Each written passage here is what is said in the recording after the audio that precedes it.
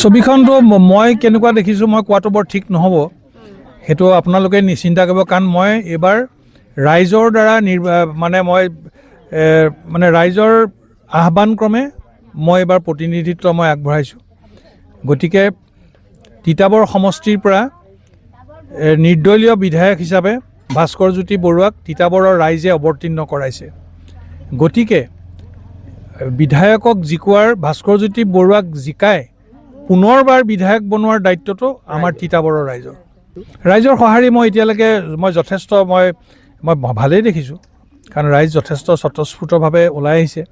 বিশেষকৈ 2021 চনত যেতিয়া মই কংগ্ৰেছ দলৰ প্ৰাৰ্থী হৈছিলোঁ, তেতিয়া যিমানবোৰ ব্যক্তিৰ পৰা মোলৈ ফোন আহিছিলে বা যিমানবোৰ ব্যক্তি আমাৰ ঘৰলৈ আহিছিলে, তাতকৈ এতিয়া অধিক সংখ্যক লোক আমাৰ ঘৰত যিকোনো মুহূৰ্তত আপোনালোকে গ'লে দেখিব যে একেবাৰে ভৰ্তি হৈ থাকে, দলদোপ হেণ্ডলদোপ।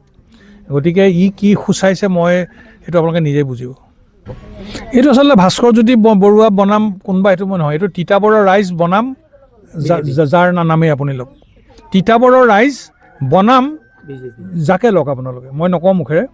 গতিকে এইবাৰ ভাস্কৰজ্যোতি বৰুৱা ইলেকশ্যন নাই খেলা, এইবাৰ ইলেকশ্যন খেলিছে তিতাবৰৰ আমাৰ